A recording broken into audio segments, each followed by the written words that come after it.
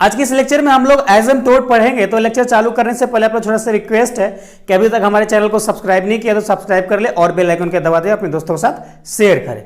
चलिए शुरू करते हैं। देखिए हम लोग आज के एसिम्प्टोट में सबसे पहले हम लोग पढ़ेंगे इंट्रोडक्शन एसिम्प्टोट क्या होता है, एसिम्प्टोट हम लोग को पढ़ना क्यों जरूरी है। तो चलिए सबसे पहले हम लोग जानते हैं एसिम्प्टोट। तो एसिम्प्टोट देखिए आप एक चैप्टर पढ़े होंगे टेंजेंट एंड नॉर्मल, आप 12th क्लास में पढ़े रहेंगे और बीएससी पार्ट 1 में भी पढ़े रहेंगे, पढ़ेंगे नहीं पढ़े हैं तो पढ़ेंगे और पढ़ाएंगे हम। तो टेंजेंट नॉर्मल में क्या होता है ना, tangent normal generally close curve के लिए है। एक क्लोज कर्व का टेंजेंट निकालने के लिए है टेंजेंट नॉर्मल। जैसे एक क्लोज कर्व है, यहां से एक टेंजेंट एक रेखा जा रहा है इसको स्पर्श करते हुए, स्पर्श रेखा, तो यहाँ पे एक पॉइंट पे आप टेंजेंट निकाल सकते हैं। और लेकिन एसिम्प्टोट में क्या है कि एसिम्प्टोट एक इनफिनिटी टाइप का कर्व है जो मतलब इनफिनिटी तक जा रहा है, कभी भी वो कर्व क्लोज नहीं होता है, कभी भी कर्व क्लोज नहीं होता है। तो उस प्रकार को कर्व को किसी दो पॉइंट पे टेंजेंट निकालना उसे एसिम्प्टोट कहते हैं, उसे एसिम्प्टोट कहते हैं। देखिए a straight line which cut a given curve in 2 points in infinity, यानी कोई एक कर्व है, सपोज कीजिए जैसे एक मैं आपको फिगर बताता हूं, एक ये एक्स बाई एक्सिस है, एक्स बाई एक्सिस है, ये वाई एक्सिस, ये एक्स एक्सिस है। तो कोई एक कर्व है जो इस प्रकार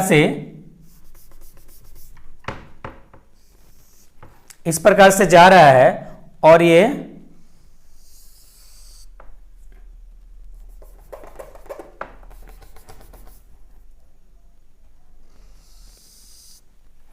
इस प्रकार से जा रहा है, यहां से एक लाइन इसको स्पर्श करते हुए, सपोज ये यहां पे ये स्पर्श नहीं कर रहा होगा,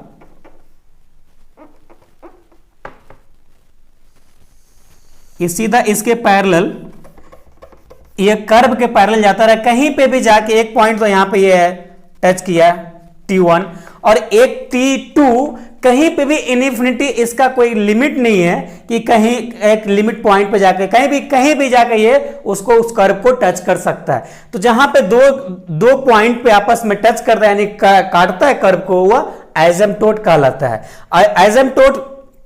एसिम्प्टोट निकालने के लिए सबसे पहले हम लोग क्या करते हैं, आपका कोई एक इक्वेशन दिया रहेगा, सपोज इस प्रकार से इक्वेशन दिया रहेगा y q plus y x q plus x y square. तो इस प्रकार से अगर आपको पूछा जाएगा, इस प्रकार से अगर कोई इक्वेशन कर्व का दिया रहेगा तो आपसे पूछा जाएगा कि इसमें नंबर ऑफ एसिम्प्टोट कितने संभव है। तो नंबर ऑफ एसिम्प्टोट निकालने के लिए जो मैक्सिमम पावर होता है, उतना उसका नंबर ऑफ एसिम्प्टोट निकलता है। जैसे सपोज कीजिए इसका x की पावर q है, मैक्सिमम पावर क्या है, x की पावर q है, तो इसका एसिम्प्टोट होगा 3 कैसा होगा, y m1 x plus c1 y m2 x plus c2 y m3 x plus c3। तो ये 3 इक्वेशन होता है। ये जनरली इक्वेशन हम लोग का किसका है, स्ट्रेट लाइन का इक्वेशन है, स्ट्रेट लाइन का इक्वेशन है ये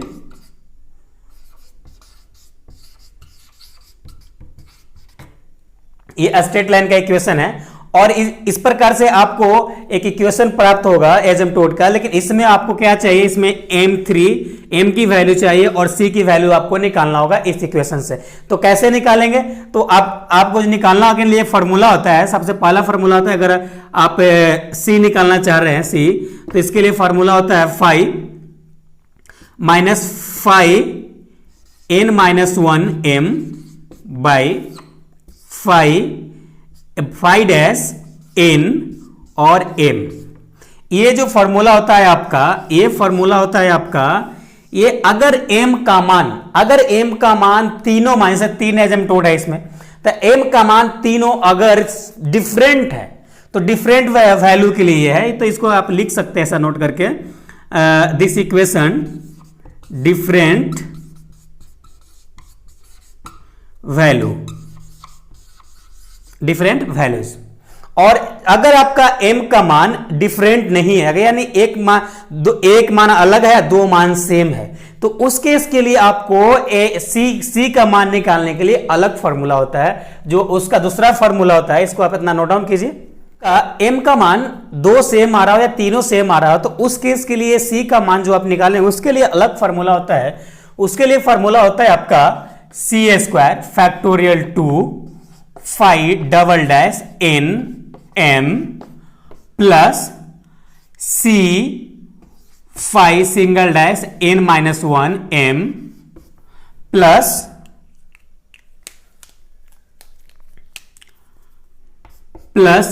c phi n minus 2 m equal to 0। इस फॉर्मूले से आप, अगर आपका m का मान सेम आता है तो इसको यूज करेंगे, अगर m का मान सेम नहीं आता है तो पहला वाला फॉर्मूला यूज करके आप c का मान निकालेंगे। तो चलिए एक एग्जांपल लेके समझते हैं और अच्छे से एसिम्पटोट को। हम लोग का क्वेश्चन है find the asymptotes the curve x³ minus 2y³ plus 2x² into y minus 2xy² plus xy minus y² plus 1 equal to 0। तो सबसे पहले इसको तो हम लोग गिवन लिखेंगे। गिवन इक्वेशन जो हम लोग को दे रखा है वो लिखेंगे। क्या दे रखा है? x³ minus 2y³ plus 2x² y into y minus xy² plus xy minus y² plus 1 equal to 0। अब इसके बाद आप क्या करेंगे? x बराबर 1 और y बराबर m पुट करेंगे। पुटिंग x बराबर 1 और y बराबर m। कैसे पुट करेंगे इसको? सिस्टम बाय पार्टिकुलर पुट करेंगे। सबसे पहले हायर डिग्री वाला m पुट करेंगे। हायर डिग्री क्या है? तो हायर पावर क्या है? तो हायर डिग्री क्या है? तो x के पावर हायर डिग्री क्या है? 3 है। x के पावर 3 है, y के पावर 3 है। लेकिन आप यहां पे ध्यान दीजिए, यहां पे x² इंटू वाई है, तो कौन से में आएगा? कौन सा डिग्री में आएगा? सेकेंड डिग्री में आएगा कि थर्ड डिग्री में आएगा? तो ये आपका थर्ड डिग्री में काउंट होता है। ये 2 x और 1 y मिला के q हो गया, यानी ये हायर पावर में भी आ जाएगा और a भी आ जाएगा। ठीक है, तो हम लोग सबसे पहले पुट करेंगे। तो सबसे पहले phi 3 है, तो phi 3m बराबर हम लोग क्या पुट करेंगे? जहां पे x है वहां पे 1 पुट करेंगे और जहां पे y है वहां पे m पुट कर देंगे, minus 2m³ plus 2m minus m²। ये इतना ही था। x³ हायर पावर का 1 2 3 4 आइटम था, तो 1 2 3 4 हो गया। अब हम लोग सेकेंड ऑर्डर वाला में देखेंगे। Second order phi 2m equal to, अब हम लोग सेकेंड ऑर्डर में क्या है? ये केवल यहाँ पे y² है और यहाँ पे xy है। तो यहाँ पे सबसे पहले पुट करेंगे x की जगह पर 1 और y की जगह पर m, तो क्या आ जाएगा? m और यहाँ पे क्या आ जाएगा? m²। ओके, और उसके बाद 1 डिग्री वाले को लिखेंगे। 1 डिग्री वाले को लिखेंगे तो क्या आ जाएगा? 1 डिग्री वाले तो इसमें कोई है ही नहीं, सिंगल, क्योंकि आप ये सोचिएगा कि ये 1 डिग्री में है, तो नहीं, x वाले 1 डिग्री में है और 1 डिग्री y का है, दोनों मिला के 2 डिग्री हो गया। तो ये 2 डिग्री में काउंट होगा, जैसा कि ये काउंट हुआ था 3 डिग्री में। तो ये आप ध्यान रखिएगा, कंफ्यूज मत कीजिएगा। तो 1 डिग्री बराबर कुछ नहीं है तो 0। अब उसके बाद हम लोग क्या करेंगे? जो हायर पावर वाला इक्वेशन आया उसको इक्वल टू 0 करके m की वैल्यू निकालेंगे। तो सबसे पहले पुटिंग या late phi 3m equal to 0 करेंगे। अब यहां पे इसको इक्वल टू 0 कर देंगे, तो 1 minus 2m³ plus 2m minus m² equal to 0। Okay, अब यहां पे x³ को q वाले को, हायर पावर वाले को पहले लिखिए, सेकेंड पावर डिग्री वाले को पहले लिखिए और फर्स्ट वाले को लास्ट में लिखिए। तो यहाँ पे अगर माइनस कॉमन लेते हैं तो देखिए यहाँ पे माइनस कॉमन लेंगे तो 2m³ और ये माइनस में तो ये प्लस में हो जाएगा m² और ये माइनस प्लस में तो माइनस में हो जाएगा 2m और ये -1 इक्वल टू 0। अब -1 को उधर 0 का साइड डिवाइड डाल देंगे तो हो जाएगा 0। तो क्या बचेगा आपका m³ plus m² minus 2m minus 1 equal to 0। अब इस इक्वेशन को सॉल्व करके हम लोग निकालेंगे m का मान। देखिए तो यहां पे अगर हम लोग m स्क्वायर कॉमन लेते हैं तो क्या हम लोग को मिलेगा, हम लोग को मिलेगा 2m प्लस 1, और यहाँ पे माइनस 1 कॉमन लेते हैं तो 2m प्लस 1 ये मिलेगा अपने को। तो अभी ये दोनों में से ये दोनों कॉमन है, कॉमन ले लेंगे तो 2m प्लस 1 कॉमन आ जाएगा, तो क्या बचेगा m स्क्वायर माइनस 1। और आप जानते हैं a square minus b square बराबर a प्लस बी और a माइनस बी होता है। तो इसको उसी फॉर्मूले पे हम लोग लिख देंगे 2m प्लस 1 और m प्लस 1 और m माइनस 1। ओके, क्योंकि यहाँ पे 1 पे स्क्वायर कर सकते हैं, कोई फर्क नहीं पड़ेगा। अब यहाँ से m की वैल्यू निकालिएगा आप, इक्वल टू 0 है जी। अब यहाँ से m की वैल्यू निकालिएगा तो पहला जो मान आएगा आपका माइनस हाफ, दूसरा जो मान आएगा माइनस 1 और 1, यानी 3 मान आया। तो अब आपको हम क्या बताए थे स्टार्टिंग में इंट्रो में कि अगर हायर पावर 3 है तो 3 एसिम्प्टोट आएगा, और 3 एसिम्प्टोट तभी संभव है जब m का मान आपका 3 आए। तो कभी कभी क्या होगा कि m का मान 2 आएगा, तो उस केस के लिए अलग से क्वेश्चन सॉल्व करके बताएंगे आपको। तो फिलहाल आप ये समझिए और नेक्स्ट लेक्चर में उसको बताएंगे। तो चलिए m का मान हम लोग को आ गया।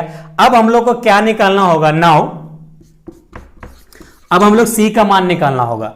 तो नाउ फॉर m1, अब मान लेते हैं हम लोग इसको m1 मान लेते हैं और माइनस हाफ मान लेते हैं।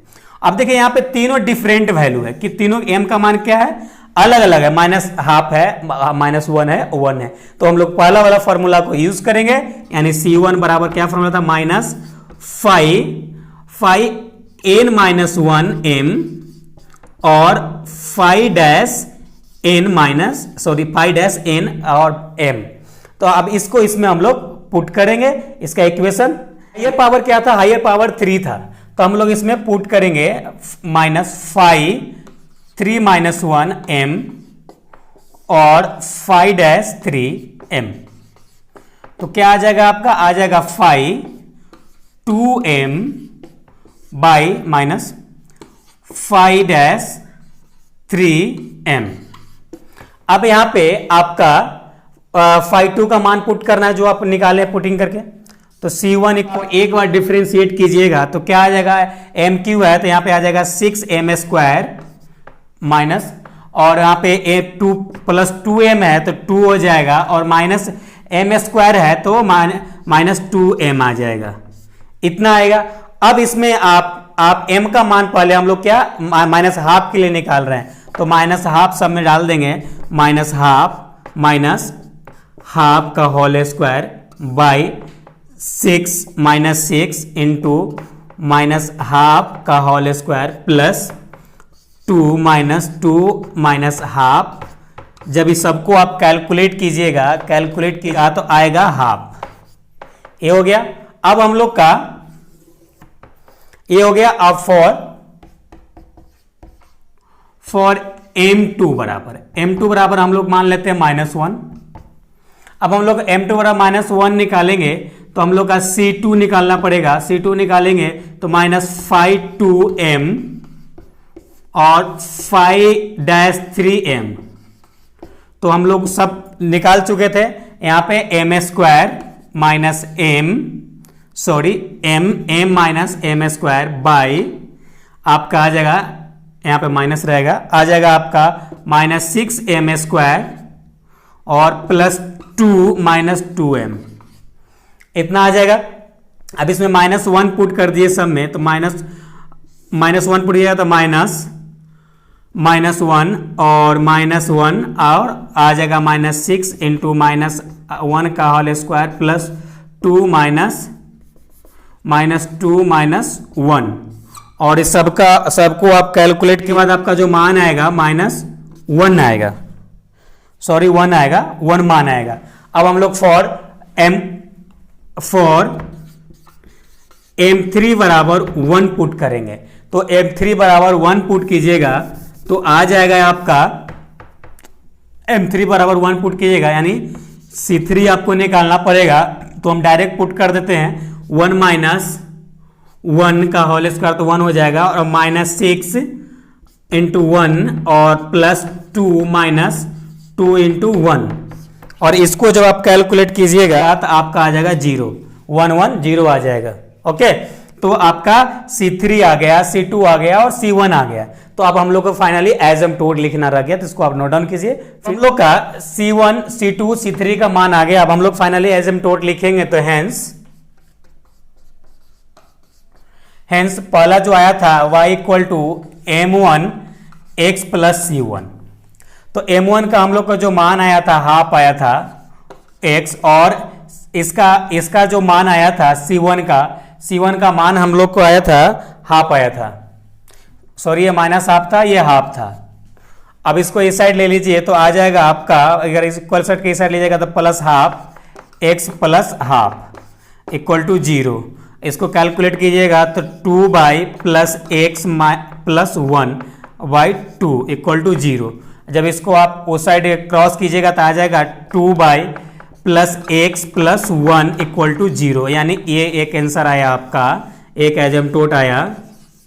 और दूसरा जो आप लोग आपका था y equal to m2x plus C2, तो हम लोग को m2 बराबर -1 आया था, तो -1 इंटू एक्स प्लस C2 बराबर में जो मान आया हम लोग का 1 आया, तो इक्वल टू का ये साइड लीजिएगा तो आ जाएगा माइनस माइनस प्लस एक्स और -1 इक्वल टू 0। तो एक आंसर आपका ये आया एसिम्पटोट। और दूसरा लास्ट का जो हम लोग का था y equal to m3x plus C3, तो y इक्वल टू m3 का जो मान था 1 था इंटू एक्स और C3 का जो मान आया 0 आया, तो हम लोग को क्या मिलेगा y इक्वल टू एक्स, यानी y equal to y minus x equal to 0। तो एक आंसर आपका ये आया।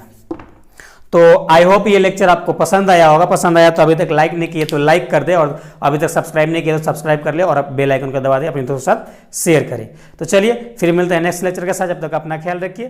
Thank you, love you all.